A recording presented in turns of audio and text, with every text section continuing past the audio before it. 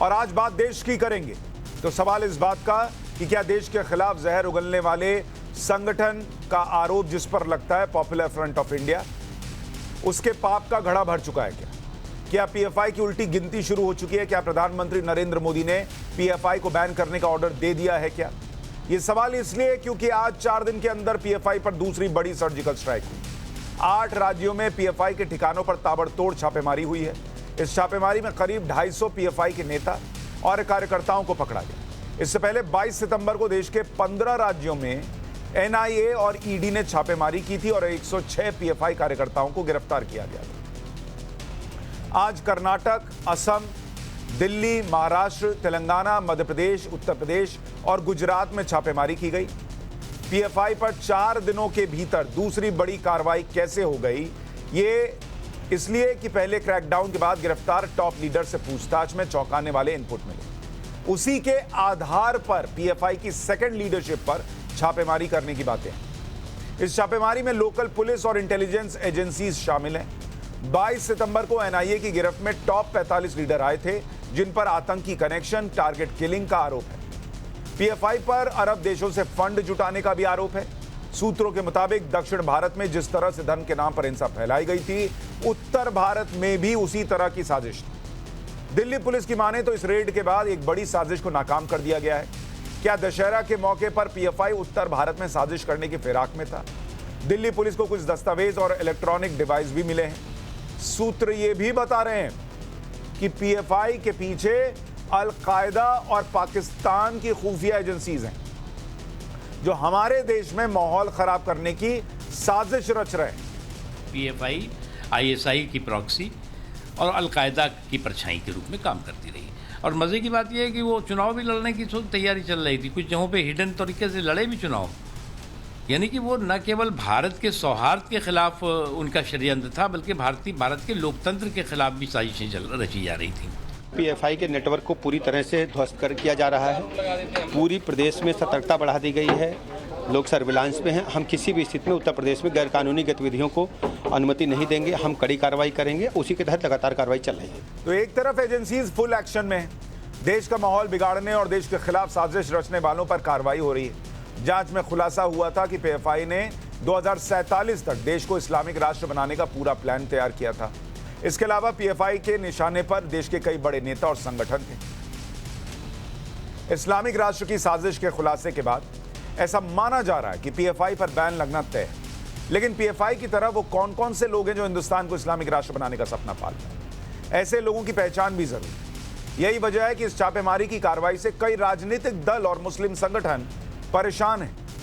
Samajwadi party Modi सरकार पर हमला बोल रही है और कह रही है कि 2024 का माहौल तैयार करने के लिए मुसलमान पर हमले हो रहे हैं और इसलिए पीएफआई के ठिकानों पर छापेमारी चल रही है। तथाकथित मुसलमानों के ठेकेदार गिरफ्तारी के विरोध में जुमे के दिन प्रदर्शन की धमकी भी दे रहे हैं। कुछ बयान आए हैं, सुन लीजिए। अब इनके खिलाफ आप, क्योंकि ये एक विशेष वर्ग से जुड़े हुए हैं, तो आपको 24 के लिए आपको माहौल बनाना है कि पूरे देश में मुसलमानों की आप गिरफ्तारी करेंगे। उनका जुर्म क्या है? एक पार्टी है, वो एक संस्था चला रहे हैं और एक प्रोग्राम है उनका, जैसा और पार्टियां अपने प्रोग्राम चलाती हैं। तो उनका जुर्म क्या है कि क्यों गिरफ्तार किया जा रहा है?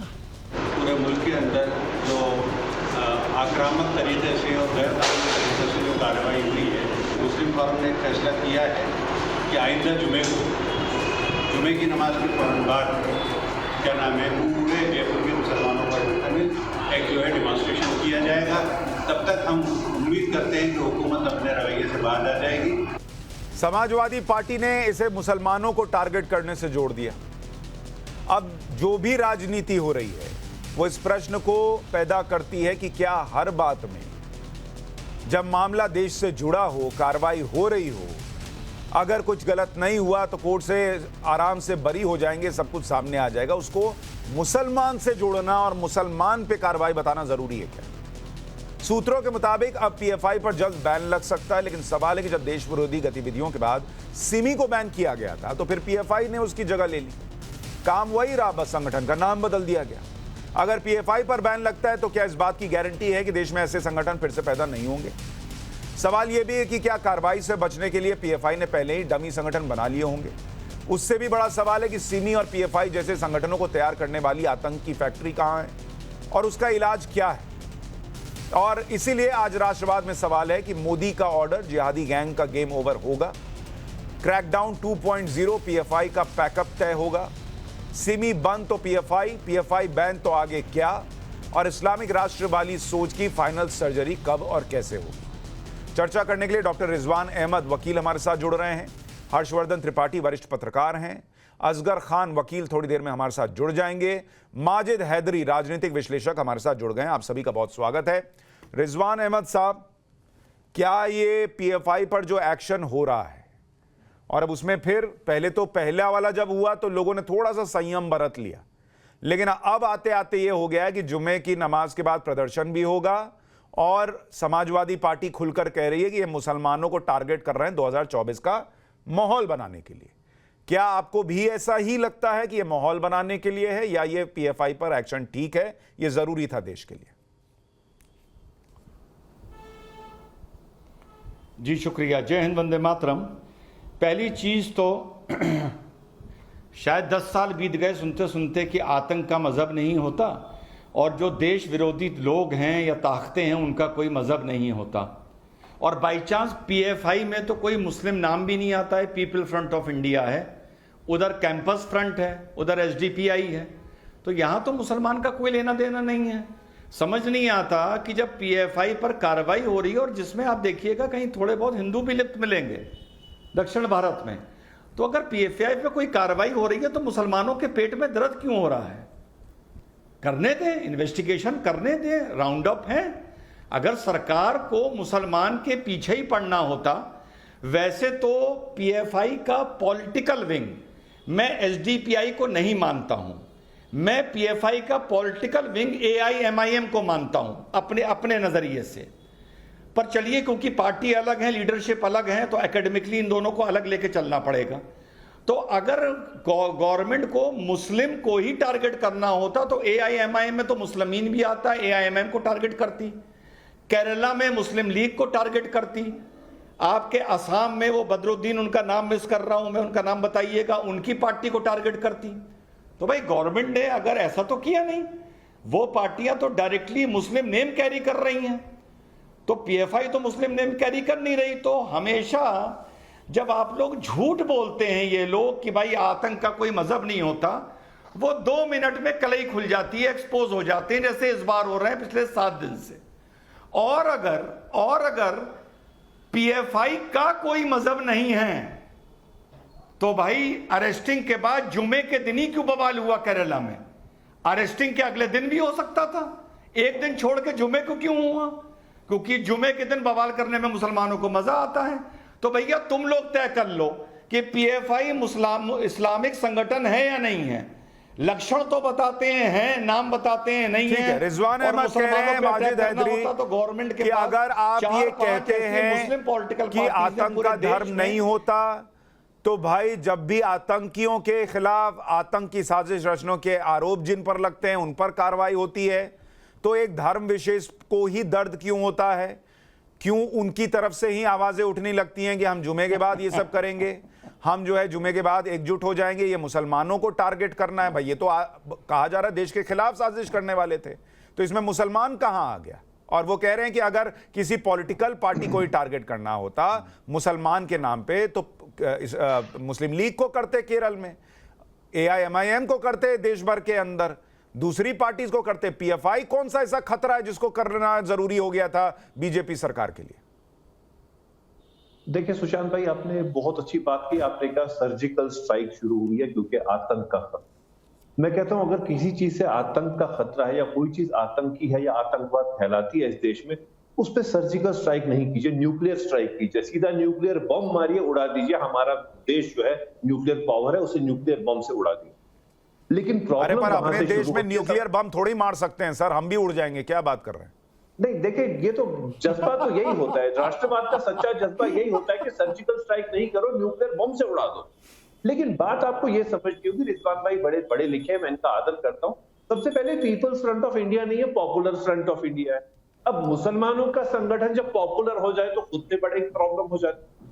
दूसरी चीज, धर्म का नाम क्यों आता है? देखिए, धर्म सांसद पिछले साल दिसंबर में हुई हरिद्वार में।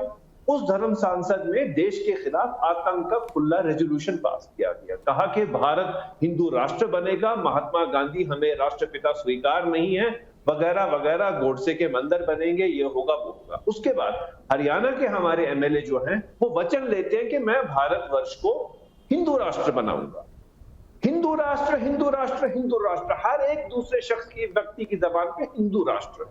भाई अगर हिंदू राष्ट्र पे आपको कोई आपत्ति नहीं, आप 135 ए के अलावा कोई केस भी नहीं करते, रिजवान साहब तो वकील हैं, और मुसलमान ने किसी ने कैलिफेट की बात की, उसके खिलाफ आप यूएपीए कहते हैं, तो सबसे पहले आपके दोहरे मापदंड है।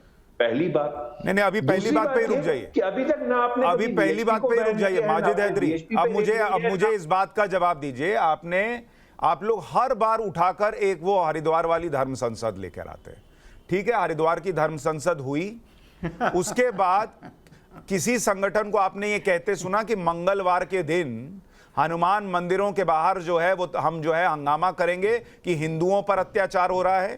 कितने हिंदू नेताओं को ये कहते हुए सुना कि ये हिंदुओं की टारगेटिंग है कि इन नेताओं को अरेस्ट कर लिया? कितने हिंदू पत्रकारों को ये कहते हुए सुना, ना हर्षवर्धन त्रिपाठी ने कहा ना सुशांत सिन्हा ने कहा कि ये हिंदुओं को टारगेट किया जा रहा है? इसका जवाब दीजिएगा। सुशांत भाई, काश आज कश्मीर से सेब दिल्ली जा पाते होते तो मैं एक सेब की पेटी इस प्रश्न के लिए आपके पास भेजता, अपनी तरफ से तोहफा भी। आपने कहा किसी ने रविवार, शनिवार, किसी वार को एक प्रदर्शन की अपील दी, नहीं थी, क्योंकि सरकार ने उनके खिलाफ एक्शन ही नहीं लिया। अरे केवल 135 का, अरे भैया अरेस्ट होके जेल गए वो, और छोड़ दिया, अरेस्ट होके जेल गए वो, अरेस्ट होके जेल गए वो, आपको पता ही नहीं है, और कितने कितने दिन जेल के अंदर रहे हैं, मुझे बताइए, आपको पता ही नहीं है। अगर यहां से आप सुनिए ना, अगर आप कश्मीर से सेब नहीं भेज पा रहे तो मैं यहां से कुछ अखबार खरीद के आपको भेज देता हूं, पढ़िए। नहीं पढ़ते मेरा चैनल ही देखिए, डिश टीवी मैं लगवा देता हूं, टाटा स्काई मैं लगवा देता हूं, जो बोलिएगा लगवा देता हूं। आप सेब मत भेजिए, उस सेब के पैसे से अपने यहाँ चैनल लगवाइए नव भारत, और देखिए कि उनके साथ क्या हुआ था। बताइए ना, एनआईए ने क्या किया, ईडी ने क्या किया? अरे भाई एनआईए और ईडी क्या करे? सुनिए, आपको यही तो समझ में नहीं आता, आप लोग डिफेंड करने के लिए जो है किस चीज को किससे जोड़ते हैं। पीएफआई का नेटवर्क है बॉस, हरिद्वार में जिन लोगों ने कहा उनका नेटवर्क नहीं चल रहा है, उनके पास से किताबें नहीं मिल रही है, डॉक्यूमेंट नहीं मिल रहा है कि हिंदू राष्ट्र कैसे बनाना है, कराटे की ट्रेनिंग और फलाना ट्रेनिंग नहीं दे रहे हैं कि कैसे मारना है, कैसे हमको जो है दलितों को जोड़ लेना है, और उसके बाद 10% मुसलमान भी आ गया तो हम इस्लामिक राष्ट्र बना देंगे। ये कहां है? दिखाइए उनका नेटवर्क, बताइए। वो मुझे बताइए, जो लंदन में प्रदर्शन हुए ना भगवा झंडा लेकर के, उनका नेटवर्क। अरे भैया लंदन में एक साध्वी जो 20 साल से लंदन जा रही थी, उसको मुसलमानों ने, पाकिस्तानी मुसलमानों ने वहां पर काम नहीं करने दिया, वहां पर अपना प्रोग्राम नहीं करने दिया, और आप हिंदू पे पूछ रहे हैं। हिंदू मंदिर पे चढ़ चढ़ के झंडा निकाल दिया, अश्लील हरकतें की, और आप जो है पाकिस्तान के मुसलमान को भी डिफेंड करेंगे। हिंदुस्तान वाला करिए, समझ में आता है, पाकिस्तान के मुसलमान को भी डिफेंड करेंगे क्या अब आप? देखिए सुशांत भाई, आप भागवा मुसलमान को बात करने देंगे, रिजवान भाई खुली तकरीर करेंगे, मैं 5 मिनट सुनता रहूंगा, लेकिन मेरे को सेकंड बात नहीं करने देंगे। अरे नेटवर्क किसका नहीं है? जो लंदन में प्रदर्शन हुए भागवाकारियों ने, हिंदुत्वकारियों ने जो प्रदर्शन किए, क्या उनका यहाँ कनेक्शन नहीं है? अरे वो तो वहां से पैसा भेजते हैं, यहाँ पे जहांगीरपुरी में जो दंगे हुए उसमें भी उन लोगों का नाम आता है, उन्होंने पैसे भेजा। नाम आता है? किसका नाम आया भाई? कौन से संगठन का नाम आया? वही तो, जब एनआईए उनके खिलाफ काम ही नहीं कर रही तो सामने। अरे तो आप कौन सा काम कर रहे हैं कि आपको नाम पता है? आप बताइए मेरे टीवी पर, कौन सा संगठन है लंदन का जो हिंदुओं को पैसा दे रहा है जहांगीरपुरी में हंगामा करने के लिए? नाम बताइए। अरे उसी की तो इंक्वायरी की मैं डिमांड कर रहा हूं। अरे इंक्वायरी की डिमांड कर रहे हैं आप भी, वही हाल है, कुछ पता है नहीं फिर इंक्वायरी की डिमांड कर रहे हैं।